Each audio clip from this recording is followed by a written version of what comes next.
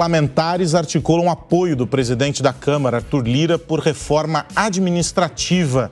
O Misael Mainetti traz a informação. A reforma administrativa é defendida tanto no Legislativo quanto em setores da sociedade civil e do mercado. No entanto, não está entre as prioridades do governo. Para que a discussão avance, as frentes parlamentares articulam o apoio do presidente da Câmara, que tem defendido a medida em declarações públicas. A ideia é apresentar um manifesto reunindo algumas das maiores frentes no Congresso em defesa da reforma. Uma das principais bancadas temáticas do Congresso, a Frente Parlamentar Agropecuária, está entre as que declaram apoio à medida.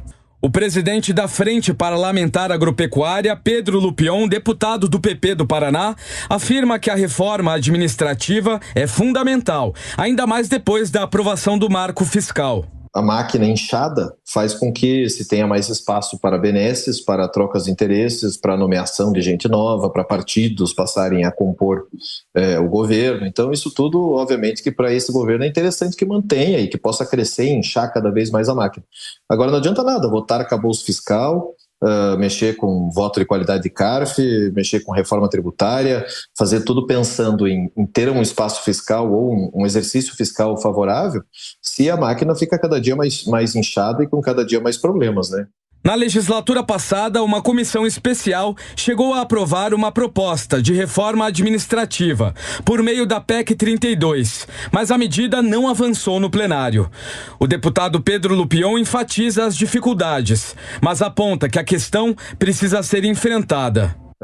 Em todo momento, na articulação e na tramitação da reforma tributária, sempre foi dito que havia necessidade de rever o tamanho do Estado, que havia necessidade de uma reforma administrativa. Obviamente que se a gente tivesse feito no governo passado, seria muito mais fácil. Mas, havendo vontade política do Congresso Nacional, eu acho bem possível de acontecer. Óbvio que enfrentaremos resistências, teremos dificuldades, mas a gente precisa levar esse assunto a sério e tocar para frente. A medida enfrenta resistências de corporações e setores do funcionalismo com ampla capacidade de pressão sobre os parlamentares. O próprio ministro da Fazenda, Fernando Haddad, disse no primeiro semestre que é ilusório atribuir à reforma administrativa uma grande capacidade de redução das despesas públicas no curto prazo. Talvez no curto prazo sim, né, Kobayashi? Mas é aquilo que nós falávamos há pouco, visão de longo prazo. Os efeitos que vão ser percebidos daqui a algum tempo. E ela não é importante apenas sob o ponto de vista financeiro, né, de fazer com que a saúde das contas públicas fique melhor. Mas ela é também uma reforma que tem como objetivo, um dos objetivos, a aumentar a eficiência do aparelho do Estado. Né? É mais ou menos como numa empresa, se a gente fosse fazer o paralelo com a iniciativa privada, e a gente ouviu isso há pouco na reportagem do Vitor Moraes com o Thales. Né? Que áreas performam melhor? Quem está entregando mais? Quem é mais multifuncional dentro daquele ecossistema ali da empresa? De onde eu consigo extrair mais? O que atrair mais e tirar mais? É sobre isso a reforma administrativa no fim também, né?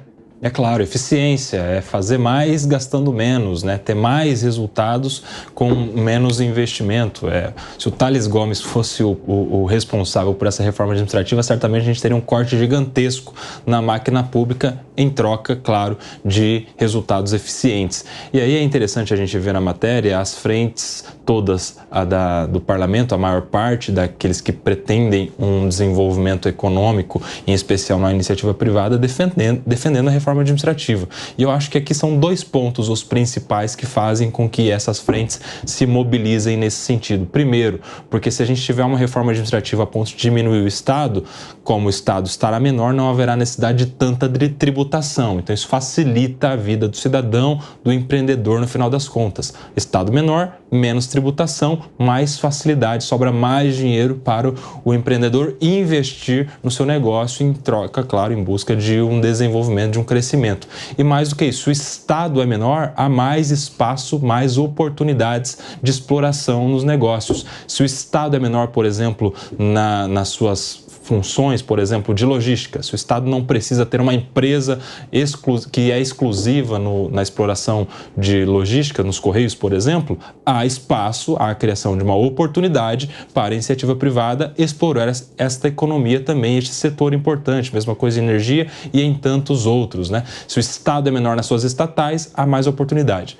Menos tributação, mais oportunidades, isso seria essencial para o crescimento econômico do nosso país e, claro, quando a gente fala de iniciativa privada, há essa mentalidade empreendedora que o Tales trouxe há pouco, de eficiência no final das contas. Agora, Kobayashi, uns veem essa importância em ter essa reforma administrativa, assim como você falou, a importância dela de colocar tudo na ponta do lápis antes de aprovar outras reformas, como até mesmo a reforma tributária. Outros acham que agora não é a hora. Qual que é a sua avaliação? Está faltando um consenso aí de todo mundo para ver se aprova ou não essa reforma administrativa?